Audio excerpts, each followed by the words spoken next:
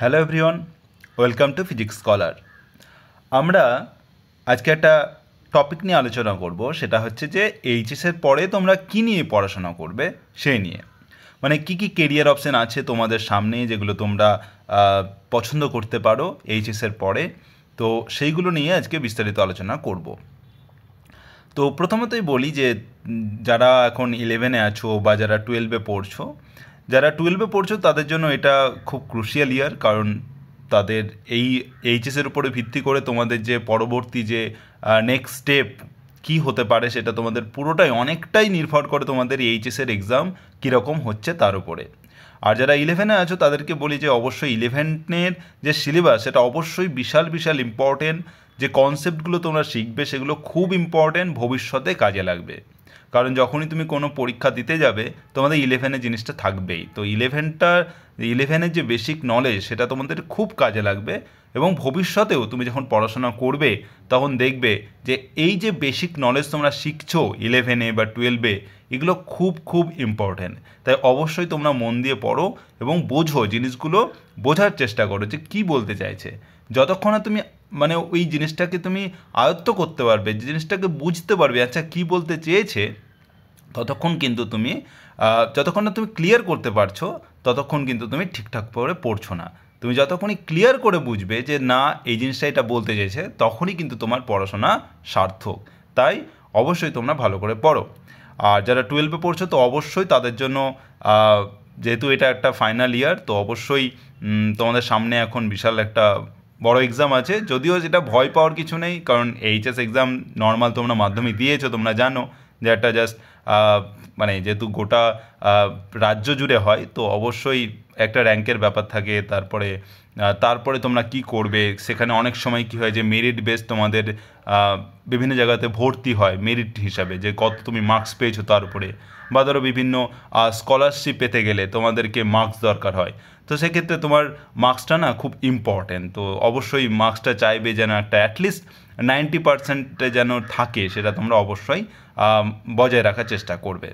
তো আজকে যেটা আমরা বলবো সেটা হচ্ছে যে কেরিয়ার অপশানস আফটার এইচএস, যে এইচএসের পরে কী কী যেগুলো খুব কমন কেরিয়ার অপশান সেগুলো নিয়ে আলোচনা করব। তো চলো শুরু করা যাক। প্রথমে বলি যে কিভাবে আমরা সঠিক কেরিয়ার পছন্দ করব। অনেক সময় দেখেছি যে কোনো মানে স্টুডেন্ট যে অনেক সময় বড় হয়ে আফসোস করে যে এটা আমার পড়া উচিত হয়নি, বা আমি যদি এটা নিয়ে পড়তাম খুব ভালো হতো, ওটা নিয়ে পড়তাম খুব ভালো হতো। এবং এটা কেন হয়, তার কারণ হচ্ছে এটাই যে যখন মানে ক্রিটিক্যাল টাইম থাকে, যখন ওকে চুজ করতে হয়, যে মানে যখন ওর টাইমটা থাকে যে এখন আমাকে চুজ করতে হবে, যেমন ধরো তোমরা এইচএসের পরেই 12-এর পরেই তোমাকে ডিসিশান নিতে হবে যে তুমি কী করতে চাও। তো তখন তুমি যদি সঠিক ডিসিশান নিতে পারো তাহলে কিন্তু ভবিষ্যতে তোমাকে আর পস্তাতে হবে না। এবার তুমি যদি সঠিক ডিসিশান না নাও তাহলে কিন্তু তোমাকে পস্তাতে হবে। যেমন ধরো অনেকেই কী করে যে মানে যেমন মাধ্যমিকের পরে আর্টস নেব না সায়েন্স নেব, বিশাল বড় একটা কি বলবো চ্যালেঞ্জ যে কোনটা নেব। তো ওই যে একটা মানে তোমাকে ডিসিশান নিতেই হবে, তুমি ডিসিশান নিলে এবং তুমি দেখলে যে অনেকে সায়েন্স নিল, সায়েন্স নেওয়ার পরে অনেকে কি হয় যে আফসোস করে সায়েন্সটা আমি পারছি না, সায়েন্সটা আমার হচ্ছে না। এইটা কিন্তু ও ভুল করেছে মাধ্যমিকের পরে নিয়ে। তো এই যে তখন মাধ্যমিকের পরে যদি ও সায়েন্স না নিয়ে আর্টস নিত তাহলেও কিন্তু ভালো করতো, কিন্তু ও কিন্তু করেনি। এবং ওইখানেই ওই যে ডিসিশানটা হয় ও নিজে নিয়েছে, বা তার বাবা মা বা মানে স্যার বা যেই হোক মানে হয়তো চাপিয়ে দেওয়া হয়েছে তার উপরে।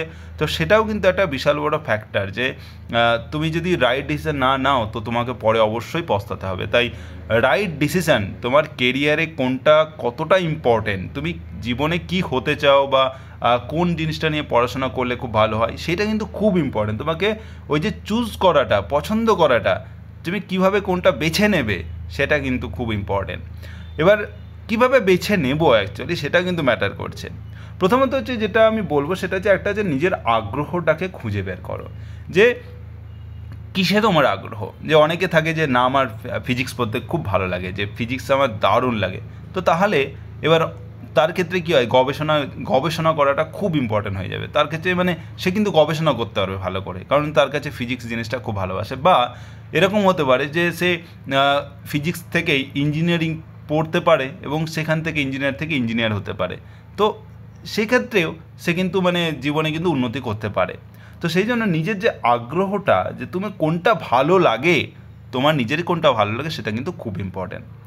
আর একটা হচ্ছে যে সঠিক কোর্সে ভর্তি হওয়া, যে তুমি যে তোমার ইচ্ছে যেটা পড়ার, তো সেই রকমভাবে তোমাকে কী করতে হবে, একটা সঠিক কোর্সে ভর্তি হতে হবে, যে না আমাকে এইটাই করতে হবে।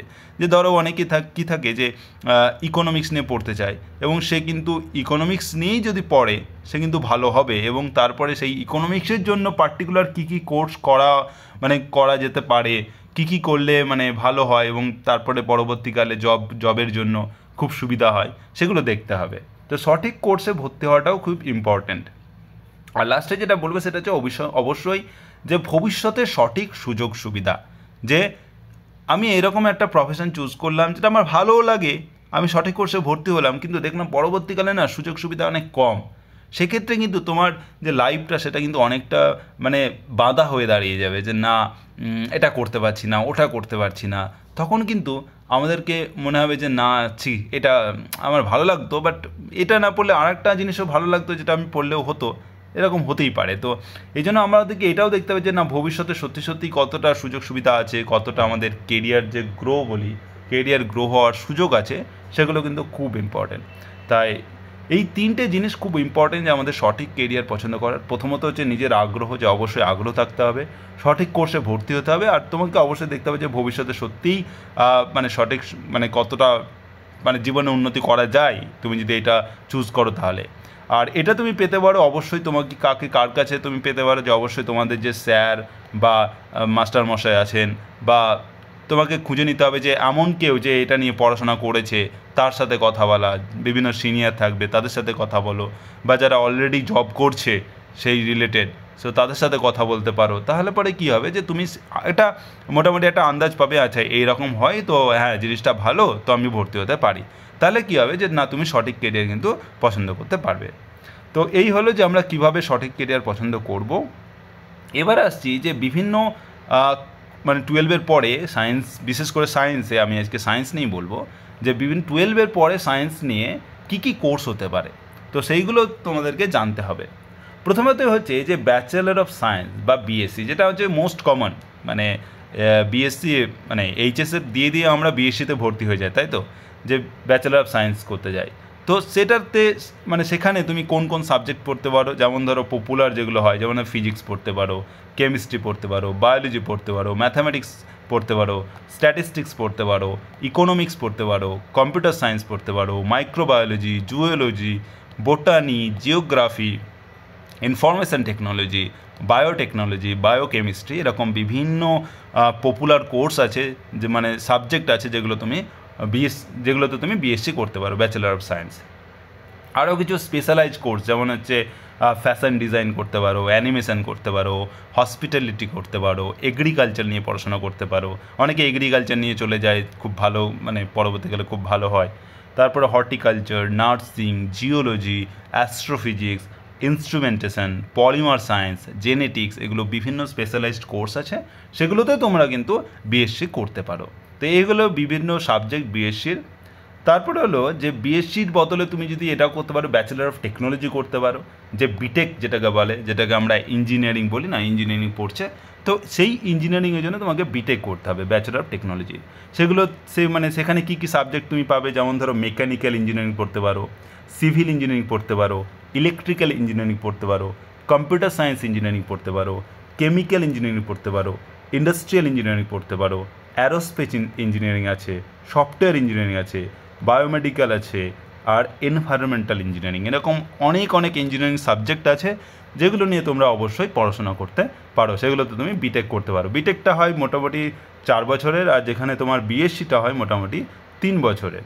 তো এরকম একটা ইয়ারের এক্সট্রা থাকে, কিন্তু এই যে বিটেক করলে না, তুমি যে জ্ঞান হবে ওই 4 বছরে, তুমি তারপরে ডাইরেক্ট তুমি কী পাবে, জব পেতে পারো, যেটা বিএসসির পরে খুব একটা কমন নয় জব পাওয়াটা, কারণ বিটেকের পরে জব পাওয়াটা খুব ইজি। কারণ ওখানে তুমি যেখানে পড়ছো বিভিন্ন ভালো ভালো যেগুলো আইআইটি আছে বা যেগুলো ভালো ভালো ইনস্টিটিউট আছে, সেখানে কী হয়, প্লেসমেন্ট হয়। তো সেখানে তারা বিভিন্ন কোম্পানি থেকে লোক আসে এবং তারা মানে সিলেক্ট করে, ইন্টারভিউ নেয় এবং সিলেক্ট করে যারা যারা জব করতে ইচ্ছুক, এবং তাদেরকে বিশাল একটা মানে টাকার একটা প্যাকেজ দেওয়া হয়, যে মানে একটা ইয়ারলি ধরো এত লাখ, 11 লাখ, 12 লাখ, 15 লাখ, 20 লাখ, খুব ভালো হলে মানে আরও বেশি, এরকম মানে প্রচুর একটা টাকার অঙ্ক চলে আসে। তো তুমি বিটেক করেই কিন্তু সেটা ডাইরেক্ট তুমি জবে চলে যেতে পারো। তো এই জন্য সবাই কী করে, মোস্ট অফ দ্য স্টুডেন্টস মানে কী করে, প্রেফার করে বিটেকটাকে, যে তুমি ইঞ্জিনিয়ারিং পড়তে পারছো অবশ্যই, এবং তারপরে জব আরামসে তুমি কোনো না কোনো জব তুমি নিয়ে পেয়ে যাবে। তো এই জন্য বিটেকটা খুব ইম্পর্টেন্ট। ওই জন্যই কী হয় যে এত মারামারি, যে অনেক স্টুডেন্ট কম্পিটিশান চলে আসে না, যে এই বিটেকের জন্যই। কারণ এইখানে তোমাকে বিটেকটা করতে হবে এবং তোমাকে ভালো ভালো ইনস্টিটিউট থেকে করতে হবে। আমি পরে বলছি যে কোন কোন ইনস্টিটিউট আছে, তো সেগুলো তোমরা ট্রাই করবে। তারপরে বিএসসি বিটেকের পরে আছে যেমন ধরো এমবিবিএস, যেটা খুব কমন, যেটা আমরা বলি না মেডিকেল নিয়ে পড়ছে, তো সেটা হচ্ছে MBBS, bachelor of medicine and bachelor of surgery.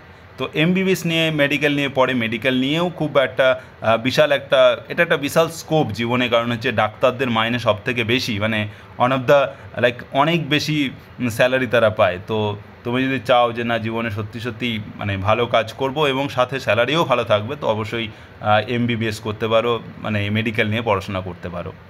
তারপরে আছে bachelor of computer application, BCA করতে পারো। চার্টার্ড অ্যাকাউন্টেন্সি, এটা সিএ পড়তে পারো। তারপরে বিজনেস ম্যানেজমেন্ট নিয়ে করতে পারো, হোটেল ম্যানেজমেন্ট নিয়ে করতে পারো, জার্নালিজম নিয়ে করতে পারো। এগুলোতে বিভিন্ন হইতে ব্যাচেলার হয়, তো এগুলো নিয়েও করতে পারো। আরও আছে কিছু ডিপ্লোমার কোর্সেস আছে, যেমন ধরো নার্সিং আছে, ডিজিটাল মার্কেটিং আছে, প্রজেক্ট ম্যানেজমেন্ট আছে, ফরেন ল্যাঙ্গুয়েজ, বিভিন্ন ফরেন ল্যাঙ্গুয়েজ তুমি ডিপ্লোমা কোর্স করতে পারো, অ্যানিমেশন নিয়ে করতে পারো। তারপর হচ্ছে এডুকেশন, যেটা আমরা বিএড বলি, বিএড করতে পারো। তো এগুলো ডিপ্লোমা কোর্স আছে যেগুলো তুমি করতে পারো। এবার বলছি যে বিভিন্ন কোর্সে ভর্তির জন্য কোন কোন এক্সাম দিতে হবে। এবার যেগুলো মোটামুটি যেগুলো খুব কমন এক্সাম সেগুলো আমি তোমাদেরকে বলবো, বাকি যেগুলো তোমার এখানে আমি বলছি না সেগুলো তোমাকে ইন্টারনেটে সার্চ করে তুমি পেয়ে যাবে, যে কী কী এক্সাম দিতে হয় সেগুলো তুমি দেখে নিতে পারো। তো প্রথমে বলি বিএসসির জন্য আমাদের যে বিশেষ করে ওয়েস্ট বেঙ্গলে তুমি দেখবে যে বিভিন্ন জায়গাতেই কী হয়, যে মেরিট বেসিসে হয়। মেরিট বেসিসটা মানে হচ্ছে যে ক্লাস 12-এর যে উচ্চ মাধ্যমিক পরীক্ষা, মানে এইচএসে যে নাম্বার পেয়েছো তার ভিত্তিতে হয়। যেমন ধরো কোনো একটা কলেজে যদি ধরো অ্যাডমিশনের মানে অ্যাপ্লিকেশান শুরু হলো, সেখানে কি হবে যে সবাই ধরো অ্যাপ্লাই করলো, সেখানে মেরিট বেসিসে হলে যার নাম্বার সব থেকে বেশি তাকে মানে আগে রাখবে। তো এরকম যে মেরিট বেসিসে জিনিসটা হবে। তোমরা দেখেছো যে 11-এ ভর্তি হওয়ার সময় কিন্তু মেরিট বেসিসেই সব জায়গাতে হয়, খুব কম জায়গাতে আছে যেখানে এন্ট্রান্স এক্সাম নেয়। আর কিছু কিছু জায়গায় এন্ট্রান্স এক্সাম নেয়, সেখানে তোমাকে কী করতে হবে, তোমাকে পরীক্ষা দিতে হবে। যেমন ধরো সবথেকে যেটা কমন এবং খুব ইম্পর্ট্যান্ট হচ্ছে একটা বলছি, যে তোমাদের হচ্ছে যে রামকৃষ্ণ মিশনে অনেকে ভর্তি হয়। রামকৃষ্ণ মিশনে কিন্তু মানে বিএসসি করা খুবই ইম্পর্ট্যান্ট, মানে খুবই লাভদায়ক, এবং তুমি বিশাল কিছু শিখবে। তো ওই জন্য রামকৃষ্ণ মিশনে কী হয়, রামকৃষ্ণ মিশন তারা কিন্তু এন্ট্রান্স এক্সাম নেয়। তো সেই জন্য এন্ট্রান্স এক্সামের জন্য তোমাকে পুরো 11-12 তোমাকে কিন্তু খুব ভালো করে পড়তে হবে। 11-12 থেকে ওরা কোশ্চেন দেয়, এবং সেখানে তোমাকে ভালো করলে সেখানে তারা র্যাঙ্ক বার করবে, সেখান থেকে তারপর তারা অ্যাডমিশান নেবে। এটা হয়ে গেল বিএসসির জন্য। এরকম বিটেকের জন্য তোমাদের কি থাকে, যে যদি তুমি গোটা ইন্ডিয়াতে করতে যাও তাহলে জয়েন্ট এন্ট্রান্স যেটা হয়, জেই মেন, জেই অ্যাডভান্স, এগুলো হয়। আর ওয়েস্ট বেঙ্গলে যদি করতে যাও তাহলে WBJEE হয়। তো এইগুলো তোমাকে ভালো করে দিতে হবে, সেখান থেকে র্যাঙ্ক হবে, তবে তুমি মানে বিটেকে ভর্তি হতে পারো। এমবিবিএসের জন্য অবশ্যই নিট হচ্ছে তোমাদের মানে কি বলবো, ডাক্তারি পড়ার জন্য বা মেডিকেল পড়ার জন্য একটা বিশাল বড় একটা এক্সাম, এটা অল ইন্ডিয়াতে আছে। আর বিসিএর জন্য যেমন ধরো common university entrance test, CUET যেটাকে বলে, তো সেটা আছে। তো এরকম বিভিন্ন মেন এক্সাম তোমাদের ক্ষেত্রে এরকম বিএসসি বিটেকের এমবিবিএসের জন্য নিট, জেই, আর অবশ্যই এন্ট্রান্স এক্সাম যেগুলো আছে সেগুলো। তারপরে আসছি যে বিভিন্ন ইনস্টিটিউট, যে কোন কোন ইনস্টিটিউটে তুমি পড়তে পারো। যেমন ধরো বিএসসির জন্য তোমাকে কী করতে হবে, তোমাকে কলেজে পড়তে পারো। বিভিন্ন ইউনিভার্সিটি আছে যেখানে পড়তে পারো। আইজার আছে, আইজার বলতে তোমাদের যেটা বলে এই যে আর এগুলো সব রিসার্চ ইনস্টিটিউট টাইপের।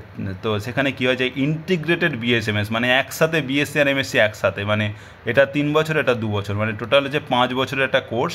তোমাকে একবার ভর্তি হলে পুরো এমএসসি মানে বিএসসি এমএসসি করে তুমি বেরিয়ে আসতে পারো। তো সেখানে আইজারে কিন্তু হয়। আইজার কতগুলো আছে? আইজার অনেকগুলো আছে, তো অ্যারাউন্ড 7 থেকে 9খানা আছে। তো সেইখানে তুমি পেতে পারো। যেমন ধরো আইজার, আমাদের আইজার কলকাতা আছে, তারপরে আইজার ভোপাল আছে, আইজার পুনে আছে। তো আইজার পুনে খুব খুব ভালো ইনস্টিটিউট। তো এরকম আইজারগুলোতে তুমি কী করতে পারো, তুমি ইন্টিগ্রেটেড বিএসএমএস মানে একসাথে বিএসসি এমএসসি করতে পারো। তারপরে হচ্ছে বিটেকের জন্য বিভিন্ন ইঞ্জিনিয়ারিং কলেজ আছে, আইআইটি আছে, অনেকগুলো আইআইটি আছে, 23খানা অনেকগুলো আইআইটি আছে। সেখানে আইআইটির জন্য মানে আইআইটিতে পাওয়ার জন্যই মানে বিশেষ করে ওই কম্পিটিশানটা হয়, যারা কোটায় গিয়ে পড়াশোনা করে ওই আইআইটিতে পাওয়ার জন্যই। তো আইআইটি খুব ইম্পর্টেন্ট। এবার আইআইটির মধ্যেও আবার কয়েকগুলো ওল্ড আইআইটি, যেমন মানে অ্যারাউন্ড 7খানা ওল্ড আইআইটি আছে। যেমন ধরো আইআইটি বোম্বে হয়ে গেল, আইআইটি খড়গপুর হয়ে গেল, আইআইটি দিল্লি হয়ে গেল, ঠিক আছে। এরকম আইআইটি আছে, 7খানা আইআইটি আছে, যেগুলো বিশাল ইম্পর্টেন্ট, এবং এইগুলোতে পাওয়ার জন্যই মানে সবাই একবারে কী বলে মানে লেগে থাকে যে না আমাকে এখানে পেতেই হবে। ওই জন্য অনেকে মানে এইচএসের সময় চলে যায়, কোটায় চলে যায়, বিভিন্ন কোচিং করে। বাট তোমরা যদি বাড়িতে ভালো করে পড়ো তো অবশ্যই মানে তুমি বিটে এবং জয়েন্ট এন্ট্রান্স যদি ভালো করে দাও তো অবশ্যই তুমি পেতে পারো। তারপরে এনআইটি আছে, যে ন্যাশনাল ইনস্টিটিউট অফ টেকনোলজি, এনআইটিও অনেকগুলো আছে যেখানেও পেতে পারো। ট্রিপল আইটি আছে যেটা হায়দ্রাবাদে আছে, সেখানেও করতে পারো। বিভিন্ন ইউনিভার্সিটি আছে, সেখানে তুমি করতে পারো বিটেক। আর এমবিবিএসের জন্য অবশ্যই বিভিন্ন মেডিকেল কলেজ আছে, সেখানে করতে পারো। আর তার সাথে সাথে এইমস আছে, all India institute of medical সায়েন্সে যেটা বলে। এইমসের মেন হচ্ছে যেটা নিউ দিল্লিতে আছে, দিল্লিতে আছে, এবং তার সাথে সাথে আরও অনেকগুলো আছে, প্রায় 24খানা টোটাল আছে। তো একটা আমাদের এইমস কল্যাণী যেটাকে বলে, যে আমাদের কল্যাণীতে আছে নদিয়াতে, তো সেখানে আছে। তো সেখানেও কিন্তু এমবিবিএস করতে পারো। আর বিসিএর জন্য অবশ্যই বিভিন্ন কলেজ বা ইউনিভার্সিটি বিভিন্ন জায়গা থেকে তুমি করতে পারো। ওকে, এবার আসছি যে কোন কোন এন্ট্রান্স এক্সাম তোমাকে দিতে হবে, যেটা মানে যেগুলো কমন এই এন্ট্রান্স এক্সাম। যেমন ধরো এনইএসটি, ন্যাশনাল এন্ট্রান্স স্ক্রিনিং টেস্ট, এনইএসটি আছে। সো এটা কন্ডাক্ট করে তোমার নাইজার আর হচ্ছে মুম্বাই ইউনিভার্সিটি। এখান থেকে তুমি কি করতে পারো, যে এই নাইজারে বা মুম্বাই ইউনিভার্সিটি তুমি ইন্টিগ্রেটেড এমএসসি করতে পারো, যেটা আমি বললাম বিএসএমএস একসাথে। কি কোন কোন সাবজেক্টে? বায়োলজি, কেমিস্ট্রি আর ম্যাথে করতে পারো। বায়োলজি, কেমিস্ট্রি, ম্যাথে তুমি মানে ইন্টিগ্রেটেড বিএসসি কেমিস্ট্রি করতে পারো। আইজার এন্ট্রান্স এক্সাম তুমি আইজারে পেতে গেলে, আইজারে যে ইন্টিগ্রেটেড বিএসএমএস হয় সেখানে পেতে গেলে তোমাকে আইজারের একটা এন্ট্রান্স এক্সাম হয়, সেটা তোমাকে দেখতে হবে যে এইচএস সময় হয়, এইচএসের পরে হয়। তো সেইগুলো তোমাকে আইজার এন্ট্রান্স এক্সাম দিতে হবে, এবং তোমাকে ইন্টারনেটে কিন্তু এগুলো খবর রাখতে হবে তুমি যদি আইজারে যেতে যাও তাহলে। তারপরে যারা ধরো এগ্রিকালচার নিয়ে পড়াশোনা করতে চাও, এগ্রিকালচারের জন্য কী হয়, আইসিএআর আছে, আইসিএআর আছে, Indian council of agricultural research. তো এরা কী করে, এরা একটা পরীক্ষা নেয়, আইসিএর এআইইএ। তো এরকম একটা পরীক্ষা নেয়, সেখান থেকেই কিন্তু বিভিন্ন ইউজি কোর্সে মানে বিএসসি কোর্সে তোমরা কিন্তু এগ্রিকালচার নিয়ে পড়াশোনা করতে পারো।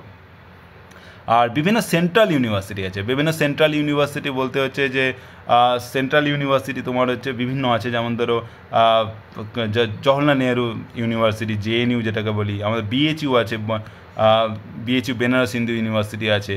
তারপরে ধরো Hyderabad university, এইচসিও, Hyderabad central university, এরকম প্রচুর ইউনিভার্সিটি, সেন্ট্রাল ইউনিভার্সিটি, যেগুলোতে তুমি বিএসসি বা ইন্টিগ্রেটেড কোর্স করতে পারো। তো এগুলো খুব মানে করতে পারো, এগুলো ভালো হয় বিএসসি করাটা। তো তার জন্য তোমাকে সিইউসেট দিতে হবে, সিইউসেট বা সিইউএট যেটাকে বলা হয়, যে সিইউসেট মানে হচ্ছে central universities common entrance test, বা সিইউএট মানে কমন ইউনিভার্সিটির এন্ট্রান্স টেস্ট। এরকম এক্সাম হয় যেগুলো তোমাকে দিতে হবে, তাহলে তুমি সেন্ট্রাল ইউনিভার্সিটি কিন্তু অ্যাডমিশন নিতে পারো। তো এই হয়ে গেল কী কী এক্সাম দিতে পারো। আর লাস্টে আমি বলবো যে top institutes in West Bengal, মানে আমাদের ওয়েস্ট বেঙ্গলে, পশ্চিমবঙ্গে কোন কোন ভালো ভালো ইনস্টিটিউট আছে যেখানে তুমি পড়াশোনা করতে পারো।